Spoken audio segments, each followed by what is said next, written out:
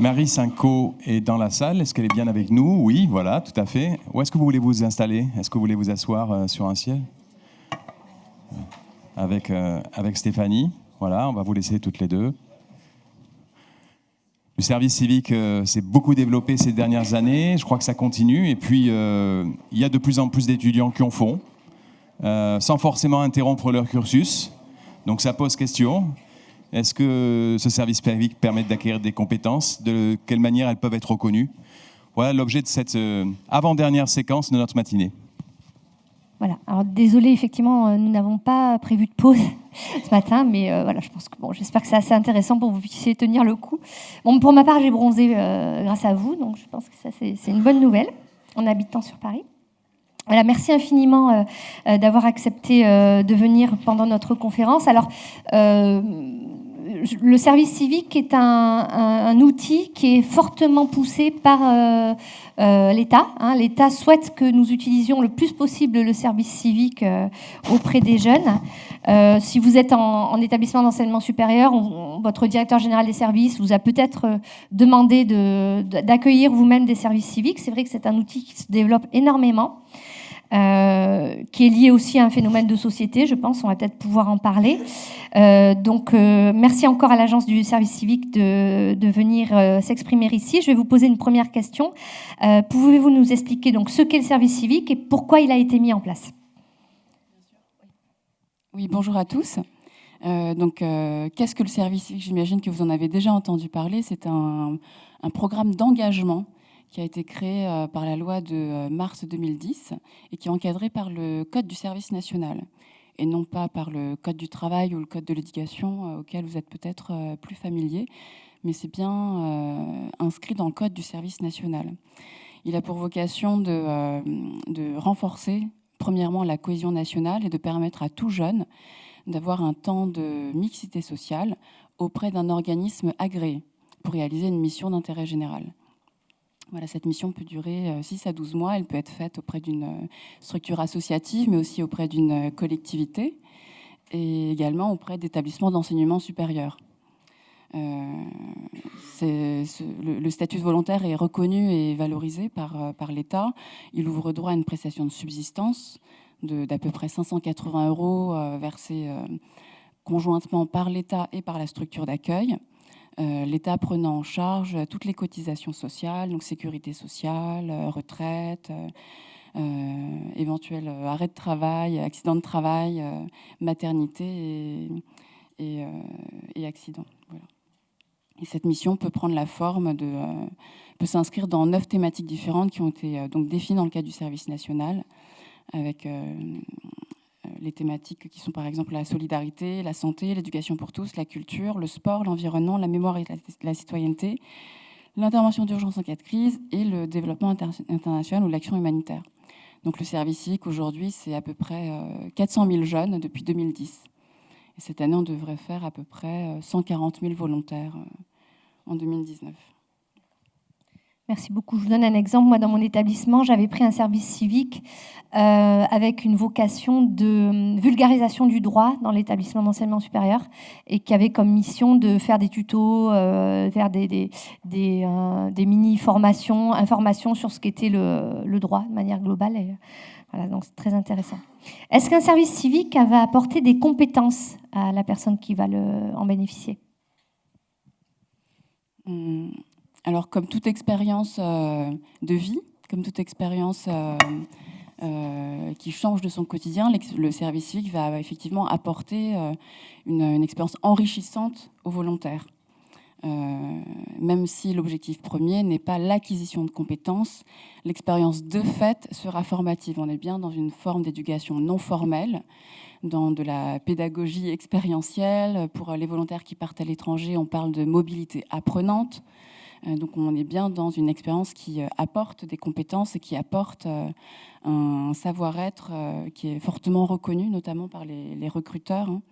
On a de plus en plus de DRH de grands groupes qui nous disent qu'à CV égal, ils vont privilégier un jeune qui a fait un service civique parce qu'ils considèrent que c'est un jeune qui aura certainement développé dans ce cadre-là un plus grand sens du collectif, de l'empathie, un sens de l'intérêt général, qui sont des valeurs et des savoir-être qui sont recherchés maintenant par les recruteurs.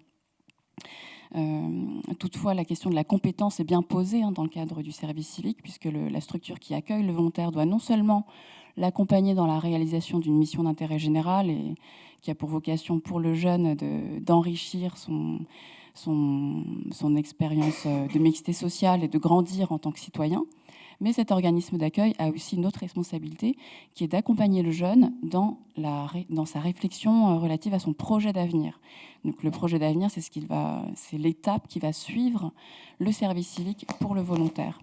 Et dans le cadre du projet d'avenir, on comprend plein de choses, la formation, l'éventuelle création d'une association, la poursuite de son engagement, mais aussi l'insertion professionnelle. Et dans ce cadre-là, on va interroger, dans le cadre du questionnement sur le projet d'avenir, on interroge donc les compétences acquises par le jeune ou développées par le jeune pendant son temps d'engagement. Encore une fois, on n'est pas dans une expérience dont l'objectif est de créer de la compétence. L'objectif premier de la mission est bien celle de la citoyenneté et de l'engagement, mais l'accompagnement au projet d'avenir, qui est un des volets de l'accompagnement du volontaire, a pour objectif d'identifier les savoir-être et compétences que l'expérience d'engagement a pu permettre de développer.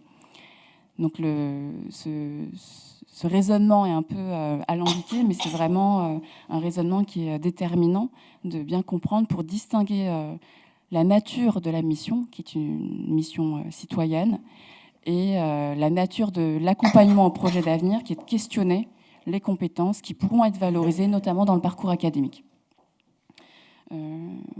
À l'issue de la mission de service civique, l'organisme d'accueil doit notamment, avec le volontaire, faire un petit exercice de bilan nominatif.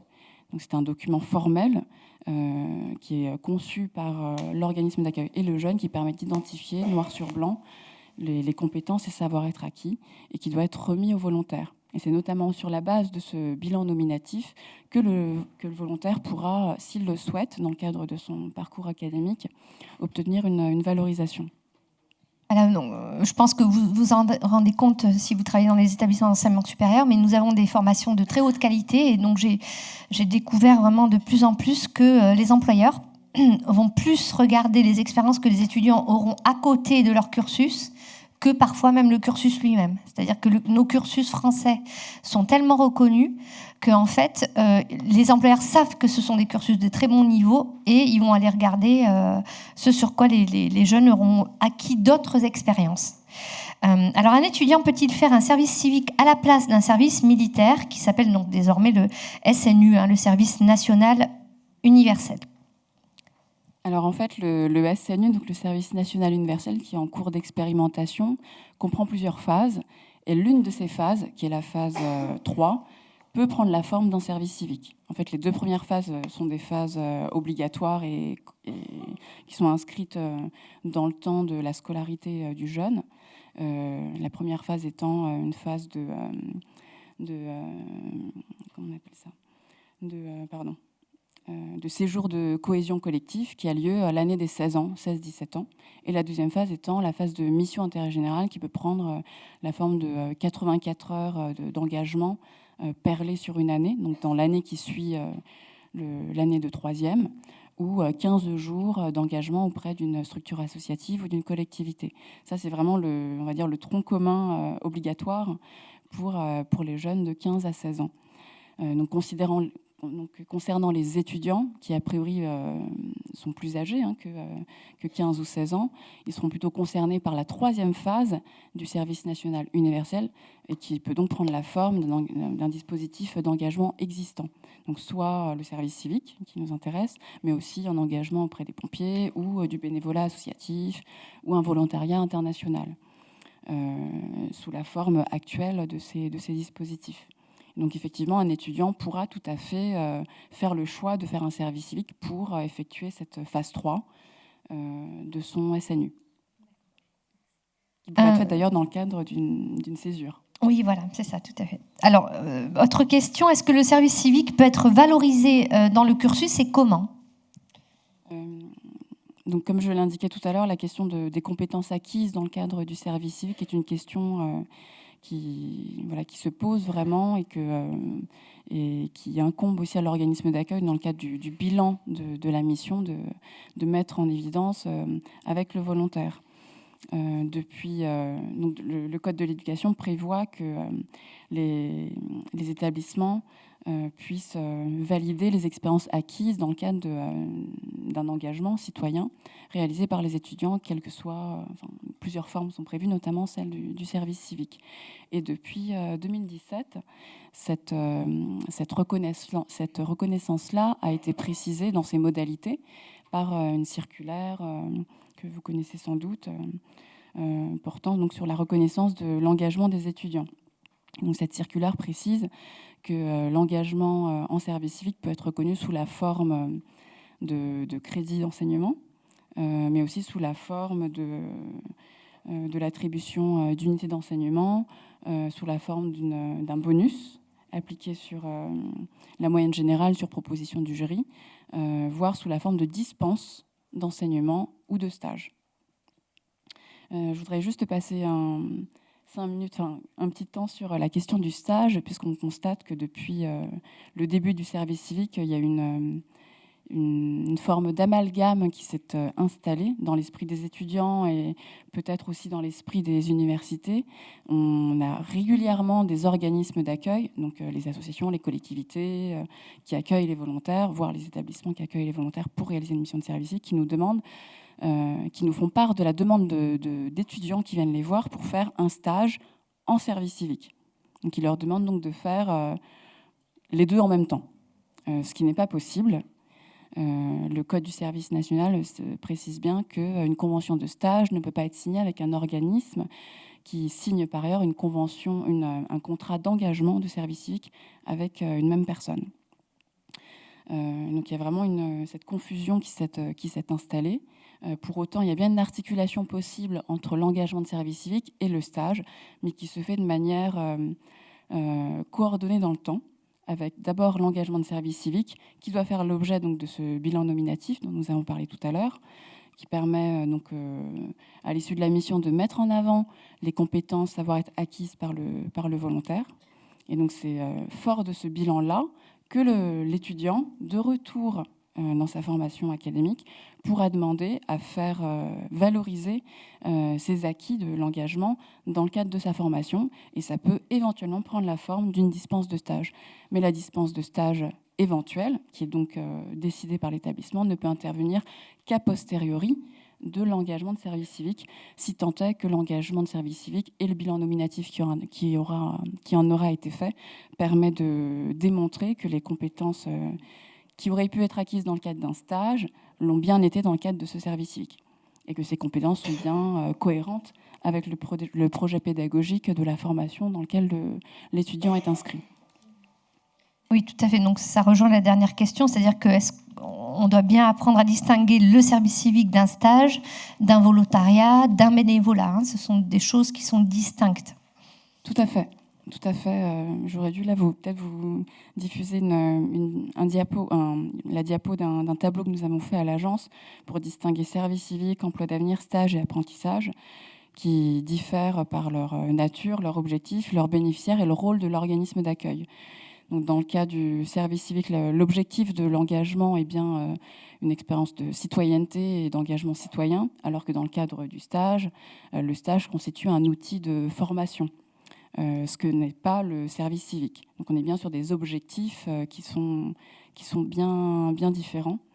Les publics cibles aussi sont différents, puisque le stage ne concerne que les étudiants, sans limite d'âge, alors que le service civique est encadré par l'âge de la personne. On ne regarde pas le statut. Le jeune peut être étudiant ou pas, il peut être demandeur d'emploi ou pas, il peut être décrocheur scolaire. Il suffit que le jeune ait 16 à 25 ans pour pouvoir s'engager en service civique, ou jusqu'à 30 ans en situation de handicap. Donc le statut étudiant n'importe pas dans l'éligibilité au service civique. Le rôle de l'organisme d'accueil est aussi radicalement différent. Le tuteur qui va accompagner le volontaire doit, lui, on attend de lui qu'il accompagne le jeune dans la maturité, dans la maturation de sa citoyenneté, dans la réalisation de sa mission d'intérêt général, alors que le tuteur de stagiaire sera plutôt dans un rôle vraiment pédagogique. Il veillera à ce que le temps de stage contribue effectivement à l'acquisition des compétences qui sont prévues dans le cadre de sa formation. C'est très bien, c'est très intéressant donc d'avoir l'ensemble de ces informations sur le service civique. Je ne sais pas si vous avez des questions sur les services civiques, si vous voulez demander des précisions à notre intervenante. Oui, bonjour. C'est par rapport à cette notion de dispense qui peut être éventuellement envisagée a posteriori. Quand vous entendez a posteriori, c'est donc l'année universitaire suivante. C'est ça ? Tout à fait. Okay. Et c'est plus une remarque qu'une question. C'était pour nous, dans notre établissement, en fait, il y a des collègues dans certaines composantes qui sont vent debout en fait, devant le fait qu'on ait du coup plus permis la substitution d'un stage par un service civique. C'est-à-dire que ce n'est pas les associations qui nous demandaient de signer et une convention et un contrat d'engagement, mais c'est les étudiants qui demandaient à faire reconnaître avant le départ en service civique leur service civique pour valider leur unité d'enseignement stage. Donc ça, on a dit que c'était plus possible, mais notamment dans les composantes lettres, sciences humaines, nous font remonter le fait que c'est extrêmement compliqué, que beaucoup maintenant d'organismes passant par le service civique, en fait, ne proposent plus du tout de terrain de stage. Donc il y a des étudiants qui se retrouvent un petit peu en difficulté, visiblement, dans leur recherche de terrain d'accueil, donc dans le domaine de la culture, du spectacle, et un petit peu aussi dans le domaine de la santé au niveau associatif. Donc, je ne sais pas si c'est partagé du coup par d'autres collègues et comment du coup aussi vous pouvez accompagner peut-être les organismes dans le fait que ça vienne pas en pénaliser les étudiants. Tout à fait, c'est bien un point de vigilance que nous avons lorsque les organismes déposent leur demande d'agrément pour accueillir des volontaires, puisque ça passe par un agrément qui est délivré pour 3 ans par le préfet de région, de département ou par l'agence du service civique. Nous veillons à ce qu'il n'y ait pas de substitution ni à l'emploi, ni au stage, ni au bénévolat. Donc ce sont des points de vigilance que nous avons au moment de l'instruction de la demande d'agrément. Donc si dans l'année qui précède, la structure a proposé la même mission dans le cadre d'un emploi, on est vraiment dans le cadre d'une substitution à l'emploi et donc l'agrément ne sera pas accordé. Pareil, on regarde si l'année précédente, la structure, ou les années antérieures, la structure a proposé un stage qui portait sur la même mission. On sera vraiment dans le cadre d'une tentative de substitution au stage et la mission ne pourra pas être validée. C'est bien un point de vigilance que nous avons.